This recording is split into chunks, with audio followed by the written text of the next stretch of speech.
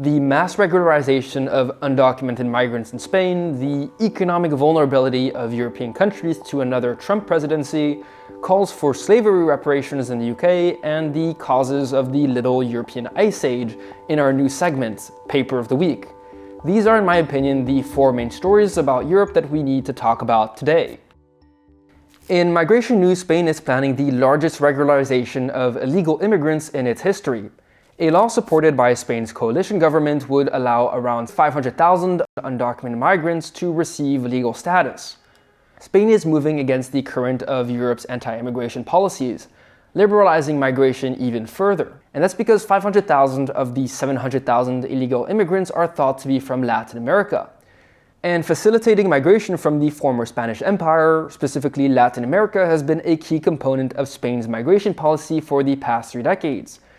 Spain, which has the second lowest birth rate in the European Union, opened its doors to immigration in the 90s, as its workforce couldn't keep up with its booming economy. This remains true today, with immigrants filling jobs in the hospitality, construction, agriculture, and technology sectors. In recent years, Spain saw a big increase in the number of Venezuelans, Colombians, and Argentinian migrants specifically, who have left their countries for both political and economic reasons. Due to Spain's liberal policies over recent decades, 18% of its population, about 8 million people, are now foreign-born, and a striking 43% of those migrants are from Latin America. And the thing is, Spain has exceptionally liberal migration and citizenship policies for both regular and illegal immigrants from Latin America. Regular Latino immigrants can apply for citizenship after only 2 years of residency, instead of 10 years for other nationalities. This is why almost 80% of the 1.6 million immigrants who obtained Spanish citizenship from 2000 to 2019 were of Latin American origin. In addition, for illegal immigrants from Latin America, Spain practically has open borders. Visa-free travel is often the way in, after which there are pathways to regular status within 3 years and later even to citizenship. Spain has such liberal policies towards Latino immigrants due to its largely positive experience and cultural compatibility. Latino immigrants are able to secure employment faster than other non-European immigrants, aided by the shared language. Some of the immigrants are highly skilled, with nearly half of Venezuelans arriving in Spain holding university degrees. This explains why Latinos are a growing presence in the Spanish tech sector, and integrating illegal workers into the legal labor market could also add thousands of new contributors to social security and tax payments. For these economic and cultural reasons, Latinos enjoy broad acceptance across the political spectrum. A study indicates that hostility towards Latin American immigrants is relatively low in Spanish society. And this acceptance is mutual. Latinos are much more likely to identify with Spanish identity compared to other immigrant groups. However, the Latin American immigrants to Spain face several difficulties.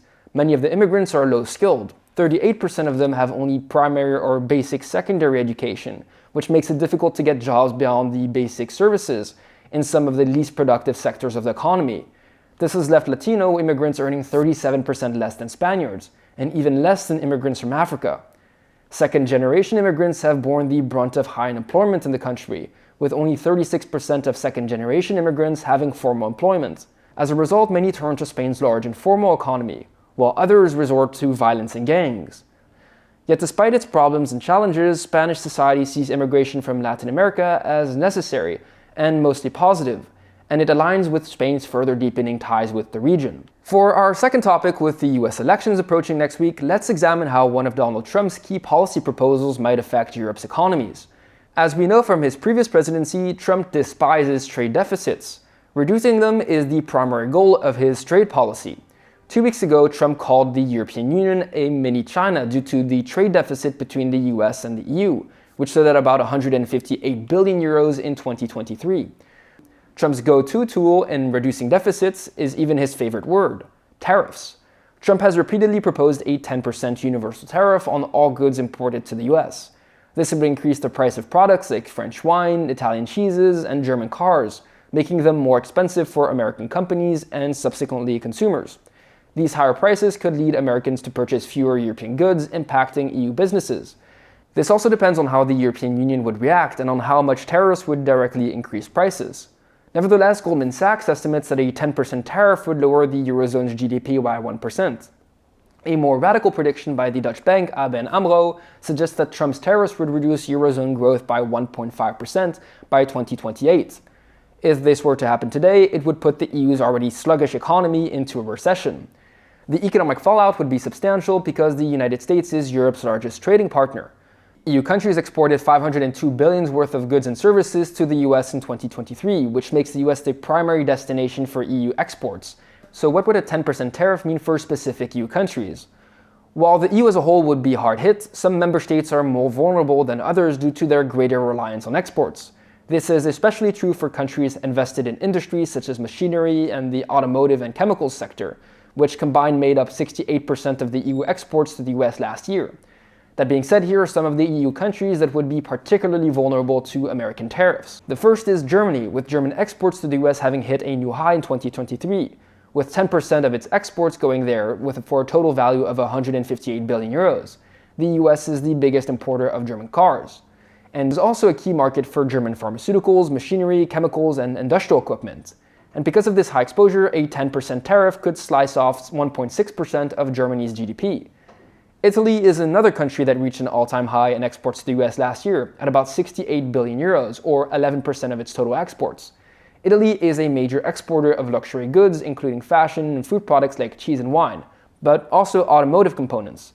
The diversity of its exports could mitigate some of the damage, however. The third country is the Netherlands. As a trade and logistics hub, the Netherlands is highly exposed to tariffs. Several of its sectors, including electronics and machinery and chemicals, depend heavily on the US market. However, a significant portion of its exports to the US are financial services rather than goods. And finally, there is Ireland, with a whopping 28% of Irish exported goods going to the US last year. It's heavily involved in the pharmaceuticals, medical devices, and tech products. And importantly, many American multinationals use Ireland as a manufacturing base. Tariffs could prompt them to move some of their operation back to the States instead, which would be a major blow to the Irish economy. Moving across the Irish Sea and border, there is mounting pressure on the United Kingdom to pay reparations. In recent weeks, Caribbean and African nations, British MPs and activists have intensified their calls on the British government to pay reparation for Britain's historical role in slavery, colonialism, or even climate change. Leading up to last week's meeting of Commonwealth leaders, several countries have raised the concept of reparatory justice. The concept refers to addressing historical injustices by providing acknowledgement and redress.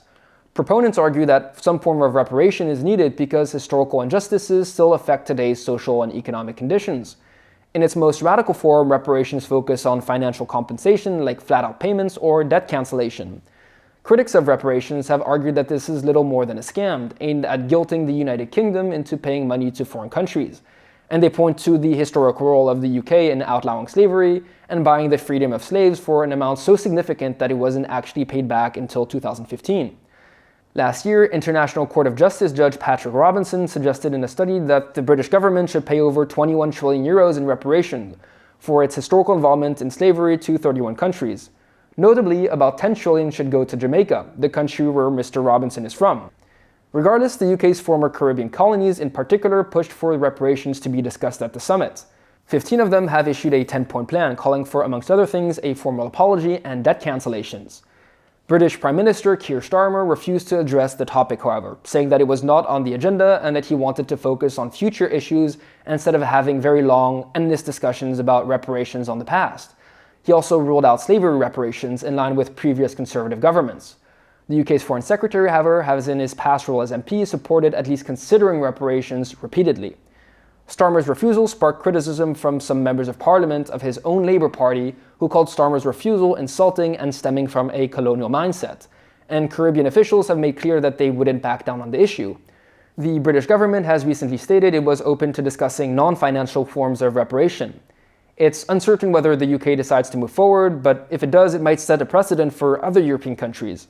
In recent years, the governments of Belgium and the Netherlands have apologized for their colonial involvement in the Congo and Indonesia, respectively. At the Commonwealth meeting, King Charles acknowledged painful aspects of Britain's past but fell short of a formal apology. And our paper of the week suggests there might have been other consequences to the European colonization of the Americas.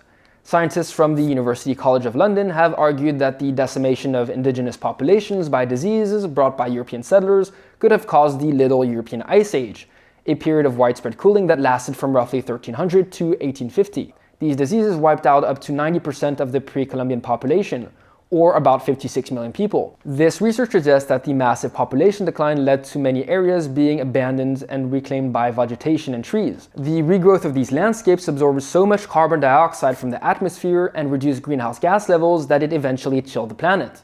The drop in CO2 around the time of colonization of the Americas has been proven by air bubbles in ice core records from Antarctica. And this climate shift significantly impacted European history, as harsher and colder winters led to an increase in crop failures, famines, and pandemics across Europe. It caused the peasant and urban poor populations to become more dissatisfied with their despotic rulers.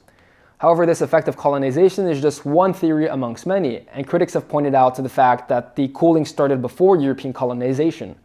Other research suggests that paradoxically, a warmer period and warm Atlantic Ocean coming into the North Seas led to the breakup of blocks of sea ice and glaciers that then changed the atmospheric pressure over the Atlantic Ocean, leading to Europe's cooling. While this other study suggests that the Little Ice Age was mainly triggered by volcanic eruptions and periods of decreased solar activity. Whatever the final explanation may be, it will maybe help us to be less dissatisfied with today's European weather conditions. And that was the fourth and final story for this second episode of Last Week in Europe. It's a new format that I'm trying out, which won't replace the deep dives that I currently do and enjoy. But since they're becoming longer and taking up more time, this new format will allow me to cover more stories and keep you up to date on the future of Europe. And if you like this format and would like to support Into Europe, for the past couple of months I've been trying to raise 700 euros in order to be able to afford a recording studio to improve my audio and video quality. With the past couple of videos, we recently reached our 100th Patreon supporter. So go check out the Into Europe. So if you like the channel, go check out the Into Europe Patreon.